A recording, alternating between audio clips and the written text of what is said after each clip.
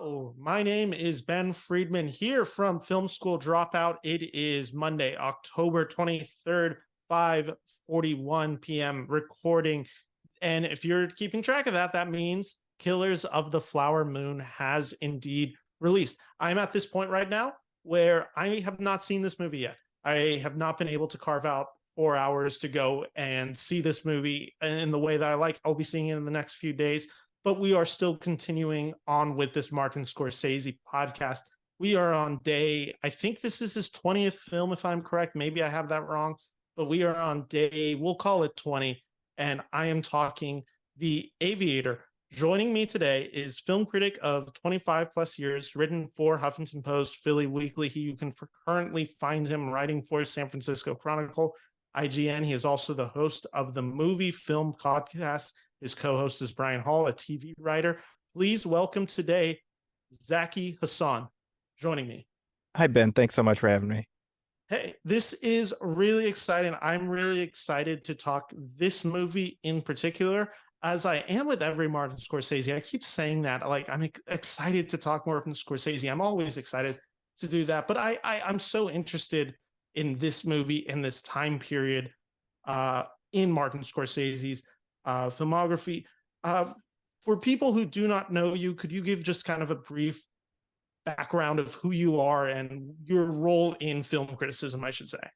Well, as you said, I've been a film critic for more than 25 years at this point, and I feel very fortunate. I attended film school at Columbia College, Chicago, at the turn of the century, and I would say a lot of my exposure to Scorsese happened via much of his back catalog happened via that class.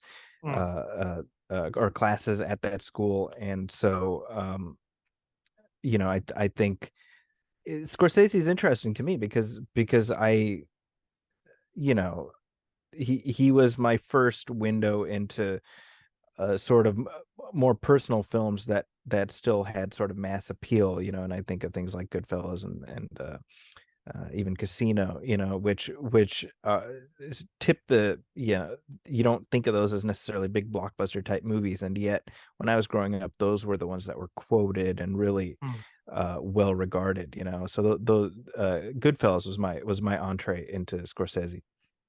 Do you remember not only like necessarily like Goodfellas being the first? Do you remember the first Scorsese film you saw in theater?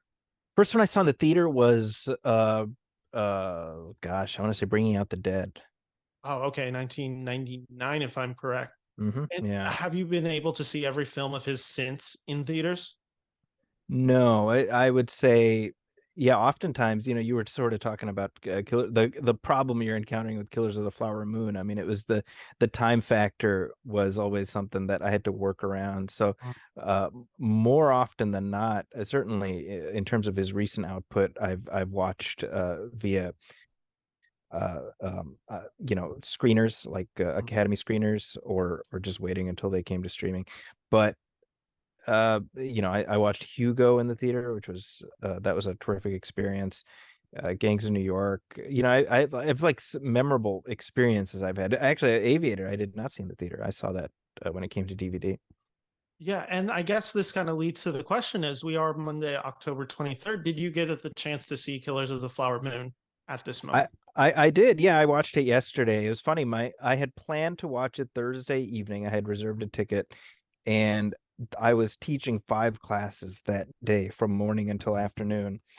And by the time my screening was at like 6 o'clock, and by 4:30, I'm like, I am going to fall asleep during this movie, and I don't I don't want to do that. Yeah. So I canceled that, and then I was planning the next day, and then my wife was like, "Hey, let's go watch this Killer Moon thing." I was like, "Oh, Killers of the Flower Moon," and so we did. So she and I went, and we took my 14-year-old. Actually, it was the three of us went. Oh, that is really fun. So I guess my next question to that is, and again, this is someone who hasn't seen the movie, so I will ask for no spoilers, but did you enjoy it? Very much so. Very much so. Yeah, I mean, it's the best kind of movie that it captivates you as you watch, and then, you know, you spend the rest of the day or the evening sort of thinking about it. And this morning as I was driving, I was like pulling up videos on YouTube about the actual events at the Osage killings, and just wanting that context. It's kind of like, oh, give me more, which obviously was Marty's goal, right? Is to get people aware of this thing that I have to imagine that the overwhelming majority of people watching this movie will have no idea about the events depicted here. And so he's, I think it's sort of doing a really essential service. Yeah, I'm really excited to see this movie. I had the problem of I was camping this weekend, Mhm. and I couldn't figure out a time to go and watch this movie. I'm seeing it, and I also like I could see it tonight after this recording. I so tempted myself in going to see it tonight, post getting back. I decided I wanted to see it at an IMAX theater. I wanted to see it on the best theater, the best sound. And Mhm. that's the experience that I'm waiting for. And that's kind of the exciting thing about Scorsese. And I think what works so well about The Aviator, tying it all back, is Scorsese is such a visionary in his direction style. And you mentioned Goodfellas. That's like the point where you begin like this relationship with Martin Scorsese. Do you remember, was there ever a point where you were like, I really want to study him? Like, I want to understand who he is and the films that he makes? Well, I was fortunate in that my film education as a formal thing just sort of encompassed Scorsese right along with it. So it didn't even require me like making that like, oh, I want to know more. It just sort of happened. You know what I mean? Yeah. And so right out, like it's so funny because like so much of my film vernacular was beholden to Scorsese without me realizing it. And I think most people, whether you're talking about Taxi Driver or Raging Bull, and just sort of like the references, like I knew the references even if I didn't know the film. So having an opportunity where it's like, okay, we're gonna watch, we're watching Taxi Driver, and it's like, oh, great, and then, oh, that's that thing that I already know. Oh, we're watching we're doing Raging Bull now. Oh, that's that thing that I know, and so that way it was sort of like it was like you had a combination lock all Mhm. your life, and then suddenly just on its own it's being turned this way and that way and that way, and then the lock opens. It's for me, like thinking about Martin Scorsese, right? Like, because I also studied him in college. I watched a lot of his films in college, even though I never actually took film class. I took film journalism classes, which is where I Hmm. studied Scorsese. And I was a history major, so I did focus a lot on 20th century American culture, which of course Scorsese is so profound, especially in the second half of that, even though some of his films do go backwards, as The Aviator does. And what I find so engaging about this material and about Martin Scorsese himself is every movie is tonally distinct. And that's kind of bringing me into The Aviator, which is this movie that feels so different in his filmography and yet shares so much of the thematic values that the other movies aspire slash succeed at doing.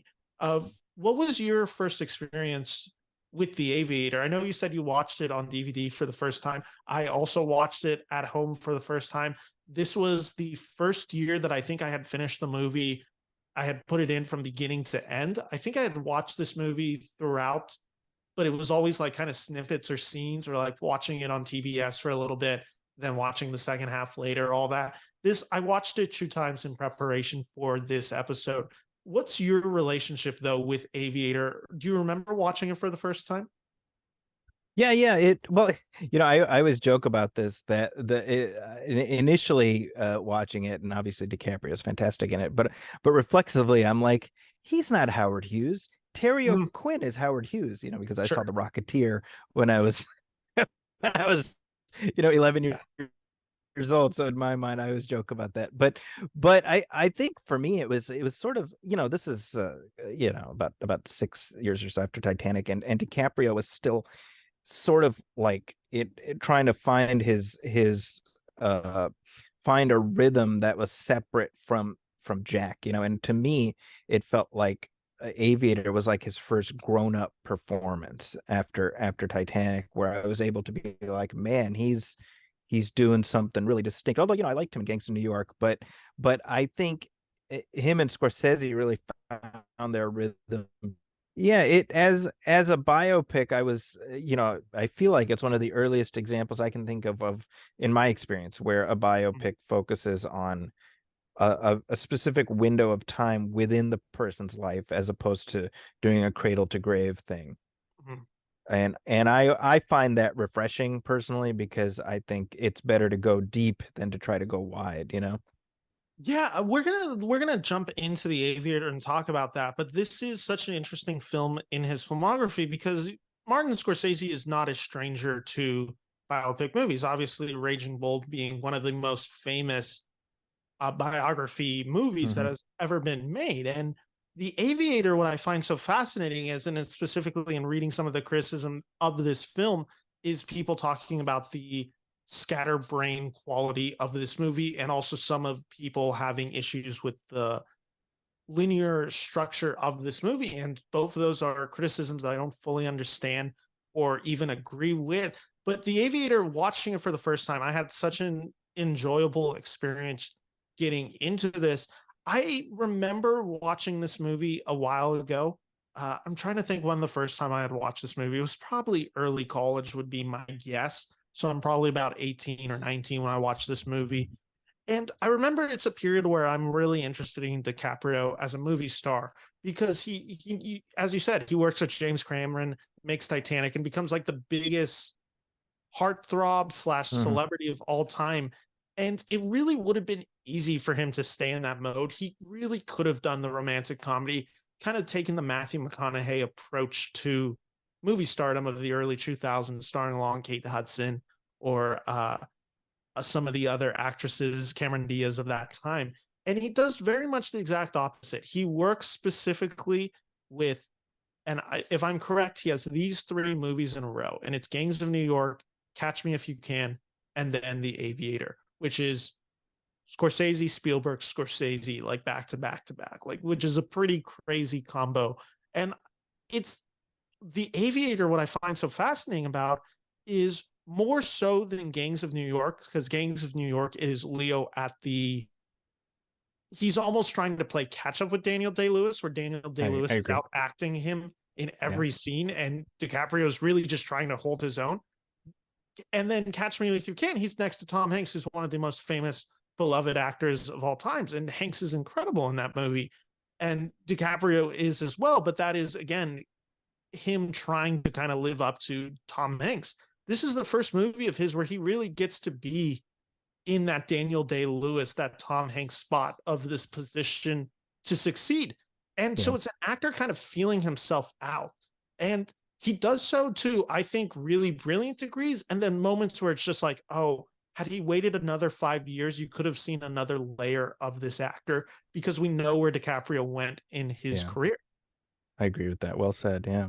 Yeah, I'm just so that was kind of my approach watching this movie was again watching it and now knowing where we have with Leonardo DiCaprio's career at this point and just the range that he can do. And I guess my question for you is because you specifically had requested The Aviator. I think I gave you a list of, I don't remember how many titles I gave you, but I gave you a handful. And I think I had some like pretty premier titles still on Scorsese's like availability. And you asked for The Aviator. So what was it that drew you into wanting to discuss this movie in particular? Well, uh, primarily, it would give me an excuse to revisit the film. Mm, I had not seen it the whole way through for quite a while, and I was like, oh no, this, it's one of those things where you're like, oh man, it's 3 hours, I gotta find the time, and this is like, mm, no, no, it's like I can sit down, I can rewatch the movie, and you know, uh, it's been long enough since I've seen it that I mean, I'm at a very different stage in my life. When I watched it, I had no kids. I now have five kids. mm, And and it's interesting because to your point about DiCaprio's relative maturity just as an actor, it's like I'm much more cognizant of that watching it now because as you say, we're able to view it as a point in his career continuum, and we see his latter performances, and so you're able to see sort of, oh, okay, uh this is sort of closer to the Titanic era Leo than Killers of the Flower Moon Leo. Yeah, that's an excellent way of describing that, because you're right. You do see the boyish charm of this movie. When I say he's 5 years too young for this role, it's not even a criticism of necessarily the acting that he hits in this movie.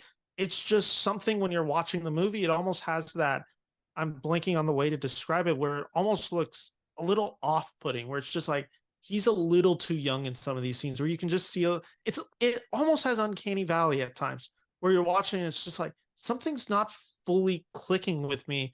And yet I think he's excellent in those scenes. And Yeah. one of my favorite things about Scorsese is I think that's often a pretty common criticism in Martin Scorsese movies.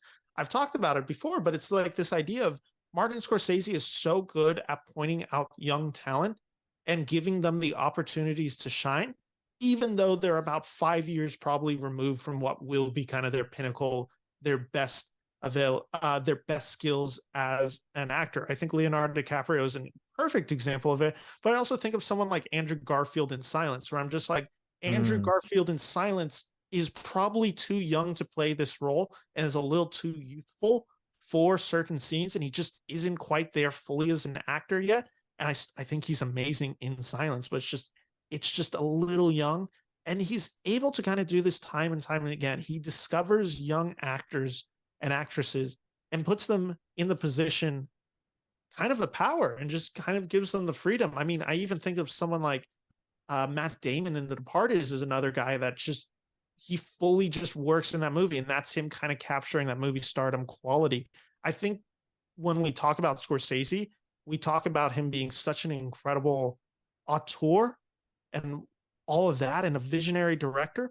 We also forget he is an incredible director of movie stardom and yeah. knowing what it means to be movie star. And that's so focused on The Aviator as well, because he gets that understanding of that knowledge from the 1930s and how he depicts it in The Aviator. What was your favorite point of this movie, like going back and revisiting? Was it the performances? Was it the set design? Was it just not remembering how the movie unfolded? Well, definitely that last part, it had been long enough that it felt like a virtually new experience. There was Mm, echoes of it that lasted in my memory. I was really tracking with the progression of Howard's OCD mm. as we go through it. I was much more sort of seeing the little things that Leo does throughout, and I just the nuances of his performance in there. But the other thing also is the way in which the style of photography is reflective of the respective eras in which we were seeing the Mm. film. So there's kind of more of a technicolor approach at certain points and stuff, and I'm like, it. Oh, and of course when we see the clip of Al Jolson and from the Jazz Singer, uh there's always that, like, Marty loves cinema and he wants to Mm. weave in cinema history as much as he can. Yeah, no, I think it's one of the most fun aspects of this movie is the change of color throughout, where it reflects the 1920s. Then you get Technicolor of the 1930s, and it shapes the what's it called? It shapes the experience of watching this movie, and I think it also does this incredible job of kind of showing who Howard Hughes is, and it's this relevancy that he is able to work in both the 1920s, the 1930s, the 1940s, the 1950s, and be this kind of stunning example of uh, an entrepreneur, an innovator who's always able to stay relevant throughout the times, where it's so hard for a career to last, let alone 10 years, let alone 4 decades or however long Hmm. Howard Hughes worked. Obviously, the story of Howard Hughes ends in pretty big tragedy by the Yeah. end, just with who he becomes. But that is a point that Scorsese makes in this movie is Howard Hughes is generally, when he is focused on aviation, he generally seems to be right. And that's also something that we see in the films. He understands that early on, sound is going to be the future of film, where everyone else is, no, you got to make Hell's Angels, like just release it as is. We can't spend more money on it. He's like, no, this film needs to be in sound, and they reshoot the whole film to make sure that it's in sound. But it's again this innovation quality of him, and I think that's what Martin Scorsese respects in him. This was a really fun experience to do it back to back, watching The Aviator maybe about 2 months ago versus watching The Aviator again today, Hmm. which was the moment of kind of getting to, and essentially it's the Killers of the Flower Moon press, hearing Scorsese talk about film preservation, and kind of his battles with the studio. I read someone on Twitter today, and I forget who it was, so I apologize for that. But they basically said like Netflix and Apple TV have allowed Scorsese to make movies that otherwise would not be financially successful. Yeah. And it's kind of the backing of, you gotta, and it's, I think something Scorsese wisely understands is sometimes it's the uncomfortable bedfellows situation, right? Like you have Yeah. to just get into bed that with people that you don't really want to do so with, but you're doing it because you have something that you want to make. And that's kind of what The Aviator to a degree is about. It's Leonardo DiCaprio as Howard Hughes struggling to kind of be his own man, and also knowing where he has to concede and where he has to give and take, et cetera, et cetera. And it's so metatextually Hmm. rich as much as it is true to the story of Howard Hughes. Did you know much about Howard Hughes before going into this movie? Only the very broad strokes. As I said, my very first exposure to Hughes' existence was watching The Rocketeer when I was Mm.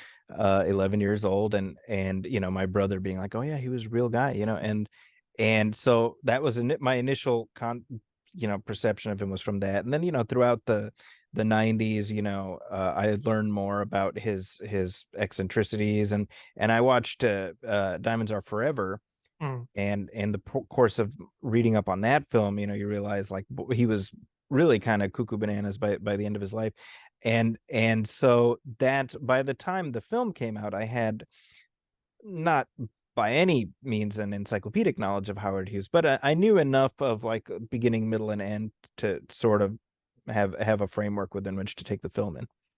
Yeah, it's an interesting thing with me for Howard Hughes because obviously I'm studying American history, society, culture, which Howard Hughes is a main figure in. And I really, even going into The Aviator, I couldn't have said much about Howard Hughes outside of the broad strokes. I knew he was obviously fascinated by aviation. I knew he was a Hollywood figure, and I knew his kind of OCD, paranoia, germaphobe, all of that just kind of ended up being the kind of classic, like at the end of your life, shell of a man type Hmm. story. And that was my relationship with Howard Hughes, which made this film fun to watch because I and I guess let's kind of get into the criticisms of this movie if you believe they are valid or what, but the movie is scatterbrained, and it's deliberately so, I believe, but it is scatterbrained. Yeah. I adore aspects of this movie, and there's also periods of this movie that I find a little dull. Uh, I This is a kind of a mixed bag for me at times. I think when the movie soars, it succeeds incredibly, and then there are moments where the film, I do feel the 2 hours in 50 minutes. Has your relationship with The Aviator changed upon rewatch? Not fundamentally, because I think my initial sense was I admired the movie, and I still do. Mm. However, it was not a film that I felt compelled to revisit, Mm. like some of Scorsese's other ones. And having rewatched it now, I'm grateful for that experience. But yeah, there's sort of a episodic is the wrong word, but it's sort of like these vignettes that comprise the film, and um I think it I personally didn't find it a barrier to entry, but I know that some other people have said that, and I do think there's validity to it. So Mm. it's sort of held together by Leo's performance, and about like how much are you on board with what he's doing, and how much do you find the character appealing. And I mean, I think Hughes, as depicted in the film, is complicated. I don't know that he's particularly um, likable, and so it's kind of like, how much time do I want to spend with this guy? I had the same question you were kind of asking, which is just like, how likable is Hughes as depicted in this film? I actually, even watching it a second time, I struggled with that. Of how much does Scorsese respect Hughes versus how much Mm. does he like Hughes? Because I certainly think there is an autobiographical nature of Scorsese directing this movie about Oh, for Howard Hughes. sure, Like for there is sure. Yeah. certainly like this aspect of this movie where you can see him relate to Hughes. You can see this kind of like character who's so kind of on top of the world in his understanding of a certain uh aspect of it's not life but technology, and wants to convince everyone else that his way is the right way. Mhm. And throughout he just kind of has critics kind of pushing him down, basically saying like, oh, that's either wrong, or oh, you can't do this that way, or oh, in particular where I think it's very autobiographical is, oh, that is the incorrect way to spend money, which Right. Yeah. it's like kind of the story of Scorsese's career is just he gets an amount of money for a movie, and then the studio's like, you cannot get that amount of money, we're going to cut your budget in half. Like that's kind of the repeat of Scorsese's career, is just that. And that's where I think he relates. On the other aspect, there's the darker qualities to Howard Hughes, which I didn't actually notice as much in the first time, but the second time you really do notice him going a little harder on Hughes. I mean, one of the more emotionally resonant scenes is the scene where he just slaps his girlfriend at the time. I'm blanking on which actress that is. It's not Jean Harlow. I'm blanking on who it is, but he just, he slaps her in a very emotional in a moment of emotional frustration for the Howard Hughes moment character. And you see that in then Scorsese understanding the anger that comes with a life lived like this. Yeah. And for me, I found that rewarding. And again, I think this is that idea of seeing it for the first and second time recently. Let's just kind of talk about kind of the big scenes in this movie for a bit. What was the scene for you that either sums up the movie or you think is the scene that you love returning to? Ooh, that's a good question. Well, the stuff that is a small moment, but it really stuck out to me just because of the sort of what you see on DiCaprio's face. It's when he's at dinner with Hepburn, and Errol Flynn shows up and he eats the pea off his plate, Mhm.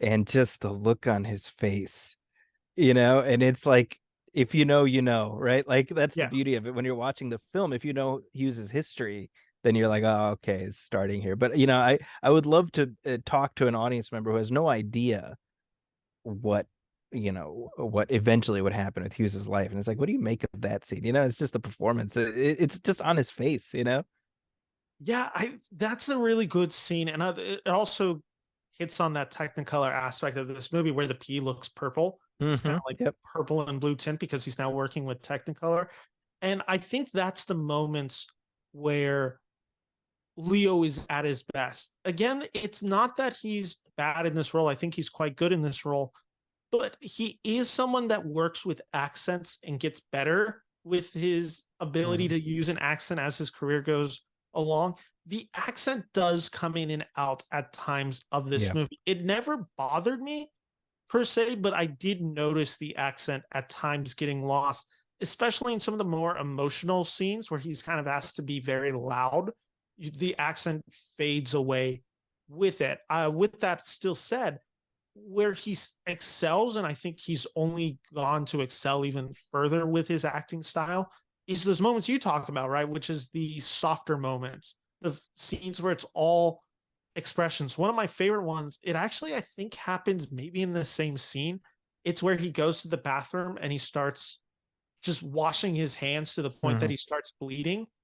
That is just another just example of Scorsese understanding the story that he wants to tell, and Leonardo DiCaprio understanding what he wants to get from Hughes, which is Scorsese is commenting on the entrepreneur, the uh the Hollywood, the bigger, larger than life character, and DiCaprio is really kind of focusing in on the details, the small little Mhm. things that make this person come to life. And I think that's why DiCaprio and Scorsese have always worked well together. It's just this perfect combination of it. Is there any other scenes for you that you go back to? Um, Not so much that I go back to, but definitely what comes to mind is obviously the end of the film when he just kind of he has that sort of that breakdown, and the choice that Scorsese had to choose that as roughly where the story ends. I think it's a good place of progression from where the film starts to where it ends. Yeah, and let's kind of explore that idea because it goes from the end and it's kind of a perfect summation of what this movie begins with, which the beginning of this movie is the mother of Howard Hughes basically like having him spell out quarantine, warning him of this flu that's taking people's lives. And it starts this, as at least as the writer believes it, this OCD quality Mhm. of Scorsese's life. Did this scene work for you? Because I have some hesitancies with this scene. In terms of the ending, No, sorry, or the beginning of the film, the beginning of with the mother talking. it's kind of I think it's a net neutral for me in that Mm. I don't think it's not a negative, but it feels very sort of functional. Like, okay, we're going to establish in sort of a shorthand way what the root of our protagonist's deal is, and then seeing the film sort of circle back to that, you're like, okay, so we're kind of tying a bow around it. But I wouldn't say it's I mean, far be it from me to question John Logan or Martin Scorsese's creative choices. So I'm kind of like, okay, well, I guess if that's where you want to, if that's what you want to serve as the jump off point, I'm fine with that. I will say this though, I'm glad, and I alluded to this earlier. I'm glad that we're not living in the childhood stuff. It's a brief in and out, and then we jump ahead, 25 years or whatever it is. Yeah, someone explained the scene to me as kind of being Citizen Kane quality, right? Where it's like Sure. you explore the basically where the character ends by going back to the beginning, the sled idea of Citizen Kane, Mm-hmm. and this Yeah. being the mother relationship, and this being the start of the OCD. I took I wouldn't say issue, that's the wrong word to describe it. I had some hesitancy in the scene because it's very much shorthanded. It's just Yeah. we're going to get this scene and that's going to kind of explain a lot of the OCD qualities. I understand why, and I'm glad. Here's what I should say. I'm glad that, like you said, we didn't get more of this childhood.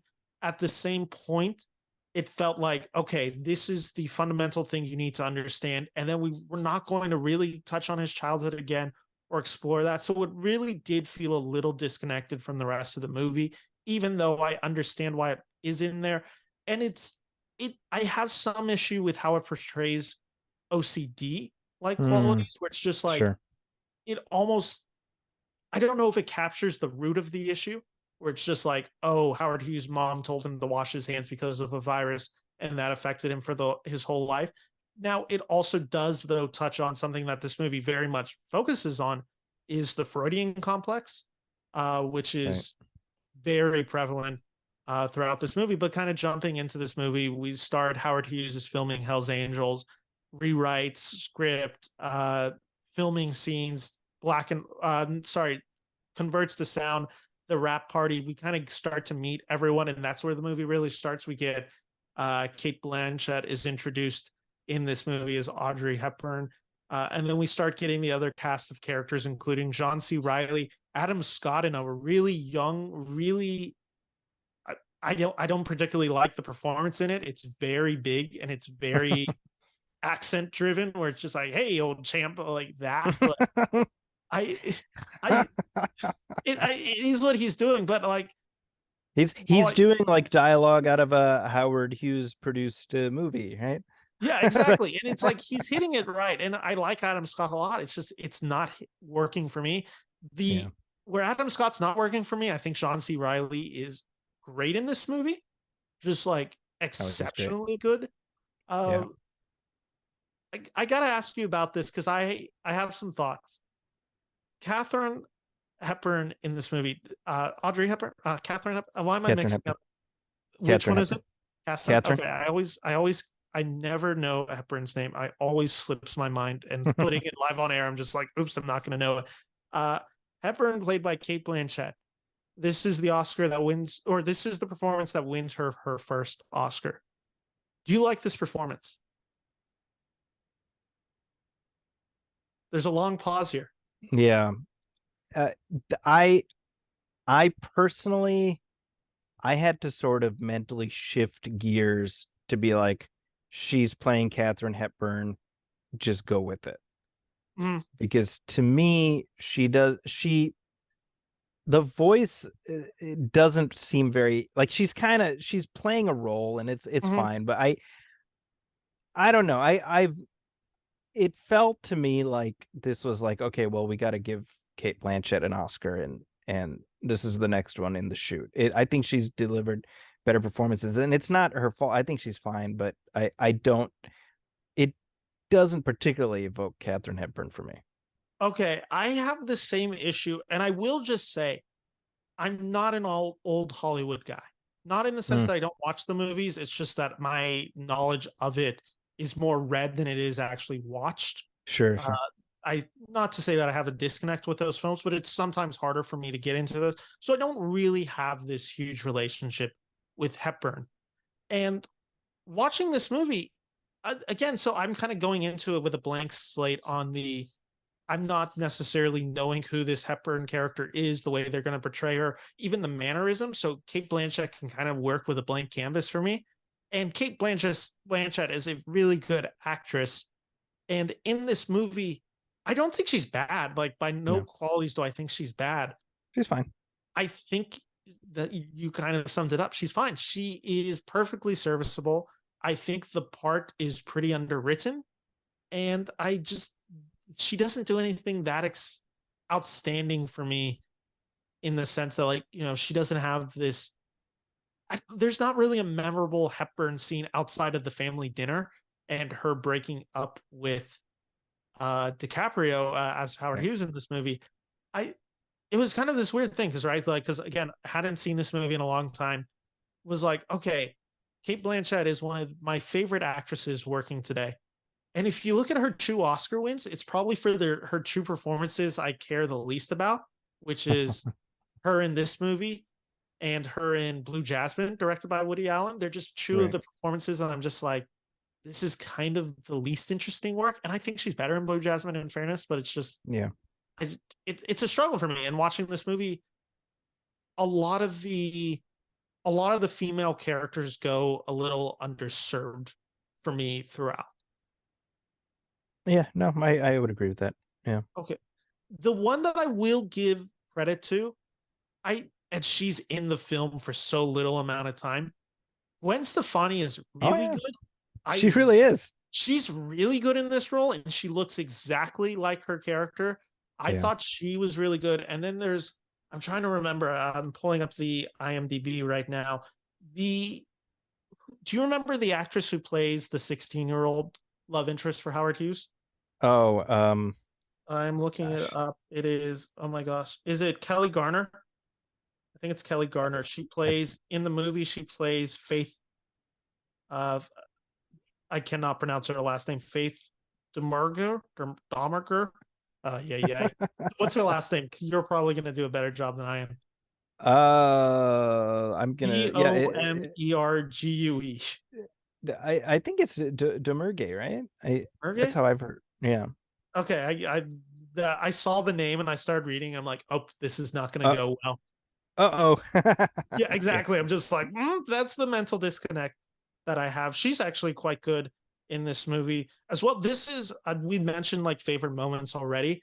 This was one of the moments in the film that I really liked, was the introduction of this Faith character and kind of that meta textual element of this movie that I guess we should get into. This is Yeah. produced by Miramax. Harvey Right. Weinstein is like the guy at Miramax, they had a rough relationship. Scorsese and Weinstein had a rough relationship during Gangs of New York.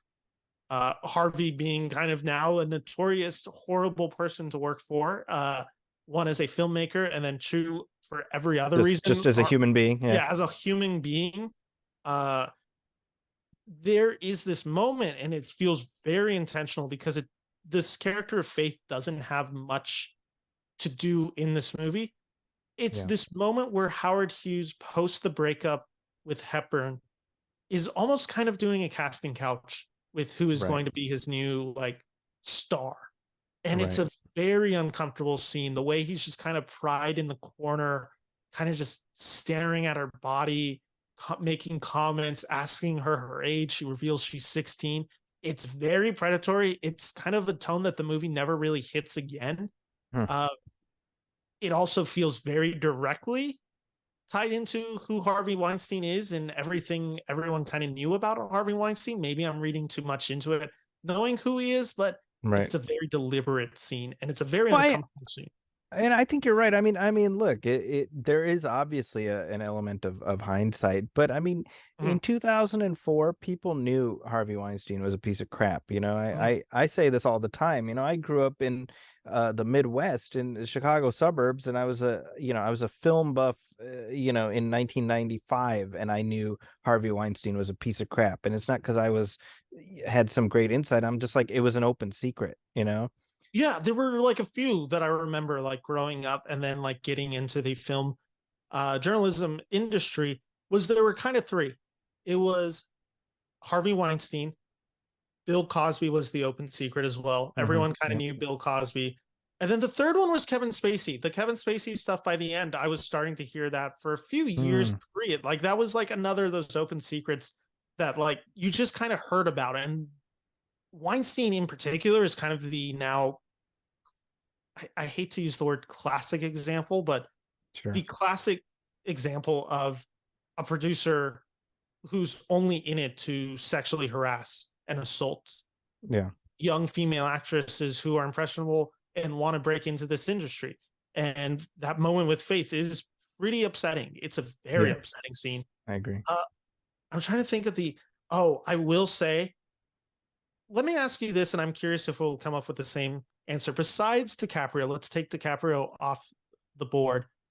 Who's your favorite supporting actor / actress in this movie? Oh, Alan Alda is terrific. Okay, he's incredible in this movie to me. I love Alda in this movie. He's a guy that I really only know from Bill Hader's SNL impression from him. So, and I've gone back and I've watched Alan Alda, so I do have a understanding of who he is as an actor and what he brought. But like, it was so funny because I couldn't really say I could identify what Alan Alda looked like. The exact second he started talking, I'm like, oh, that's Bill Hader's impression, like done perfectly. Yeah. Oh, Bill Hader's impression, is like next level. It is pitch perfect. I couldn't believe it. And then I'm like, that must be Alan Alda. And I Google it. I'm like, yep, that's Alan Alda. He is phenomenal in this movie. Like, knockout performance. The one performance that it actually reminded me a lot. And again, this is always kind of recency bias where it's just like, oh, that's a performance that really like echoes is Robert Downey Jr. and Oppenheimer. 100%. Yep. Absolutely. They're serviced in the same way in this movie. Or in their respective. I had that exact, like, without you articulating it, you're like, yeah, that's what I was thinking when I was rewatching it, you know? Yeah, because I think I watched The Aviator right before Oppenheimer. Okay. So it was like, you go into that, you then go into Oppenheimer, and then you rewatch this, and I'm like, oh my God, that's like a perfect echo of what those two filmmakers are interested in. And they also then kind of have those great takedown scenes where you see Alda just brought down basically his knees as his plan fails, as he's out there to basically publicly humiliate Howard Hughes, and Hughes does the exact same thing to him. He just publicly humiliates him. I think Alda is incredible in this movie. I know we're running close to the hour mark. And real quick, let me just say that Alan Alda who was and is, best known for playing Hawkeye Pierce, like Mm. one of the most likable TV characters of all time, especially at that time. It was like this, revelatory, like heel turn for him, and it was just refreshing to see that. Yeah, no, I totally agree. And there's a lot of actors in this movie that kind of get those moments, and they also usually are typically best served under a director like Scorsese. I Yeah, Alec Baldwin is an actor who I could be pretty mixed on, but when he works for me, I love Alec Baldwin. Like in 30 Rock, I think it's a perfect use of Alec Baldwin. In Glengarry Glen Ross, another just great use. Scorsese yeah, usually gets a good use out of him. I think he's hilarious in The Departed. And in this movie, he does exactly what he's asked to do. He is essentially the Glengarry Glen Ross yeah, character, yeah, just kind of bullying his way around. And he's so just, I'm trying to think of the best word. Alec Baldwin plays like the perfect corporate villain. Like no one else yeah. plays douchey corporate guy like Baldwin. It's funny And too, because I'm in the middle of a 30 Rock rewatch mhm, currently. And so I went from that to this, and I'm like, I had to like sort of shift my expectations from Jack Donaghy, but I'm like, it's kind of Jack Donaghy. yeah, oh yeah, no, totally. I think when he is hitting the Jack Donaghy quality, I Yeah, think that's when Baldwin is kind of at his best. Is there anything else that I'm trying to think if there's anything else that we should talk about before uh ending this discussion, moving on? Oh, I guess we should talk about the ending because it's a very memorable yeah, ending. The panic attack that he essentially has, and I also think it's DiCaprio's best use in this movie is when he's yeah. fully breaking down. And I think that for me, rewatching it, I'm like, oh, okay. And I'm trying to think of the analogy, and I'm going to see if this makes sense. There's always a moment where you realize that an actor is going to be special, and you can point to that one moment early on in their career, and you're like, that is the moment they have the juice. The literal A Star is Born moment, where even in the newest film, where Lady Gaga starts singing Shallows on Hmm. stage, and I'm like, Yeah, oh, okay, like Lady Gaga is going to be an actress, and she will be of note for quite a while in acting hmm, if she chooses to do so. That was kind of the moment for DiCaprio in this movie for me, where he's having hmm. this breakdown where he starts like kind of moving. The It's everything kind of coming together. And I don't know if you know this about The Aviator. This is a passion project for specifically Leonardo DiCaprio. Yeah. Michael Mann was supposed to direct this movie in the 1990s, which kind of looks like he might be doing something pretty similar with Ferrari, which That's seems to right. be Yeah, pretty in line with The Aviator. He decides not to do it because he does the Insider, and he does uh Ali. Ali. That's Thank you. Yeah, He does Ali back to back, and he's like, I don't want to just be the biopic guy, so he makes Miami Vice, which or Collateral, and then Miami Vice, which just king shit right there. Uh the So Scorsese gets it because the other director, and I this is the part that I didn't know that I find fascinating. Do you know who the other director who wanted to do this movie was? I it's on the tip of my tongue. Yeah, we actually just talked about him a few minutes ago. It's Christopher Nolan. Nolan, that's right. Yeah, and he does.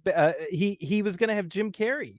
Yes, Jim Carrey. That's right. Jim Carrey Yeah, was supposed to be Howard Hughes in his version, which, and I know uh Nolan has talked about still having like an idea for that movie and still maybe one day making his Howard Hughes I biopic. mean, to me, Oppenheimer scratched so much of that same itch, right? Like, Mm, I think that's the thing. I think I don't know if we'll ever see that movie, but you could also see why someone like Nolan would appreciate the Howard Hughes story and find the eccentricities of it and bring it to life. Leonardo DiCaprio also sees the moment where he's like, Howard Hughes is a movie star, and if I can nail this role, I'll be hmm, famous too. Like I'll be yeah, that star. And yeah, he kind of does, like, because post The Aviator, it's Departed like pretty soon after with Blood Diamond that same year. And his yeah, stardom just all the way up, skyrockets all the way up. So that's how I kind of read that final scene, not necessarily even in the context of the film, more of just watching him being like, oh, that's the moment where DiCaprio becomes DiCaprio. yeah. Is there anything else that we didn't touch on that you want to do before we kind of wrap this up?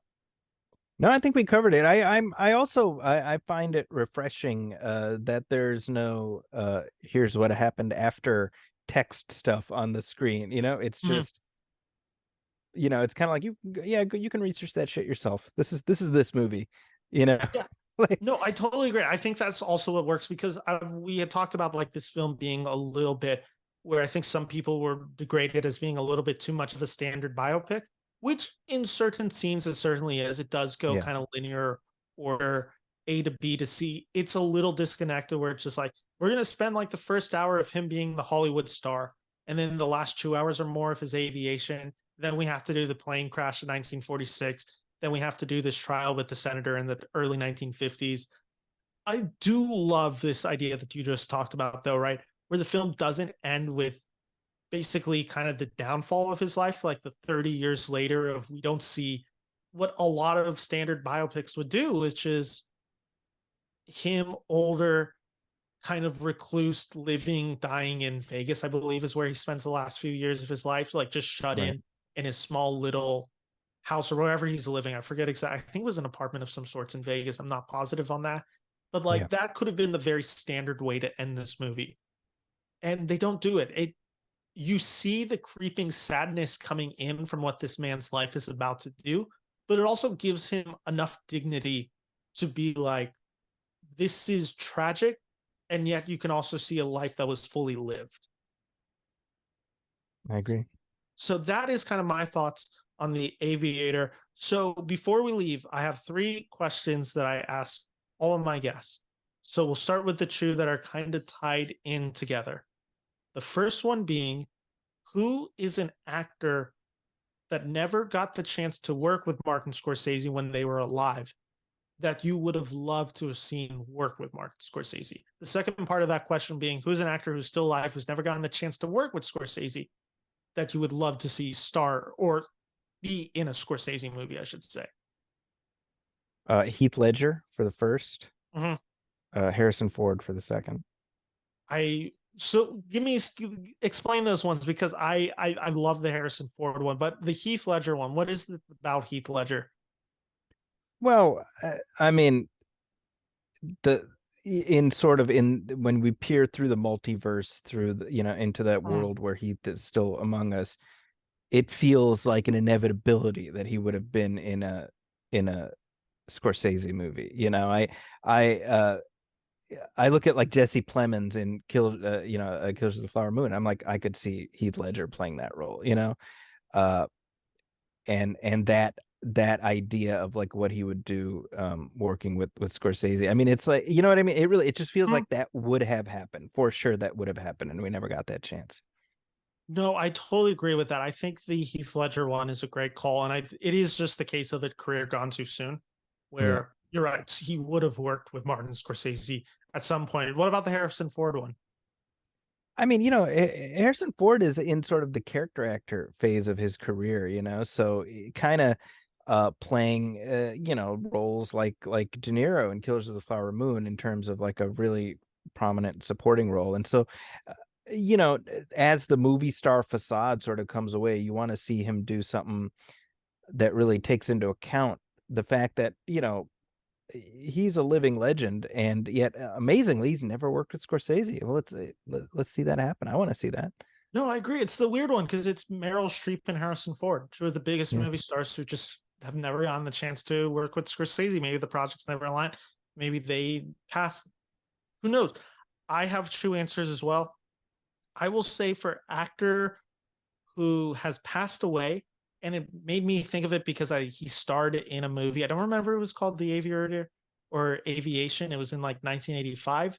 Christopher Reeve, Yeah, Christopher, the Aviator. Yep. The Aviator, was it's again this example of one of the most exciting things about watching an actor is watching them grow older and how Hmm. they come to understand their craft and get a hold of it. And if you always when I listen to Christopher Reeve, that's always something I got from him was he Yeah. was someone very keenly aware of his craft and his ability as an actor to convey an emotion and to kind of talk to an audience and show what was going on and show human emotion. I think of so much of just the interviews where he's so passionately talking about what the role of Superman means and the role that he puts into that. I Yeah. just, he gets to appear in Smallville post the accident, but very much in a tragic way. The Aviator that he starred in, like, he has the same kind of tragedy that befalls Howard Hughes, different Yeah. because his actually leaves him fully paralyzed. Uh, and he still gets to act a little bit, like I said, in Smallville, but it's again just that moment of we never got to see an actor kind of age, Yeah. Yeah. emotional way. So I would have Well loved to said. see that. The one who is still alive, and I was looking it up just to make sure it's never happened, and I actually kind of can't believe it hasn't happened. And I hope I haven't answered it before. Maybe I have. Gary Oldman is, Wow. yeah, I had to look it up because I'm like, Gary Oldman has to have been in a Scorsese. I can't find a single title suggesting Yeah, I don't believe that so. he's in Yeah. it, even as a side character.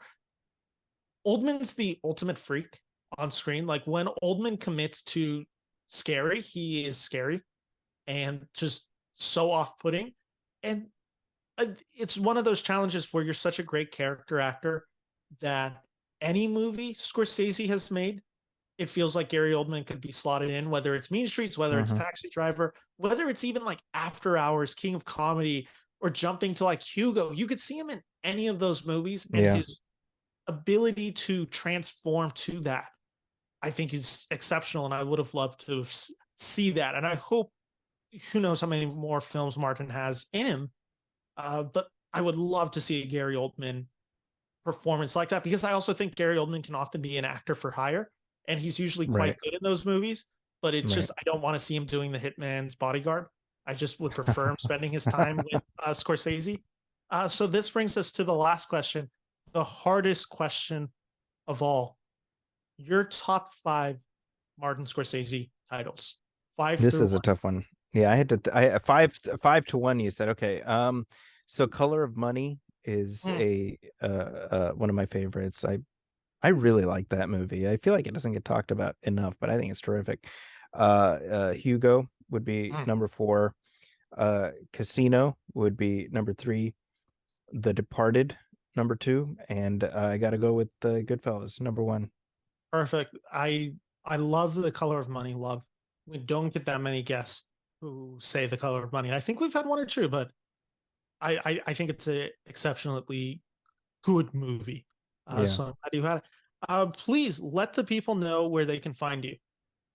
Yeah, sure. Well, I'm on social media at Zacky's Corner. That's Zakis Corner. I'm still I'm hanging around what used to be Twitter, but you can find me on Blue Sky and Threads and Instagram at Zakis Corner. Also, I would love if people checked out the Movie Film podcast. That's Movie Film, one word.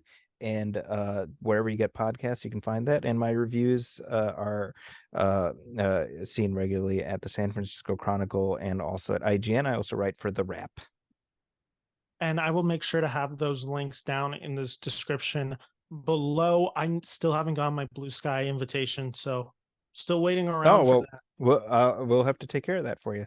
Oh, perfect. If you don't mind sending me one, that would be fantastic. I can't wait to Yeah. experience the blue sky over from the darkness that is X as it currently exists.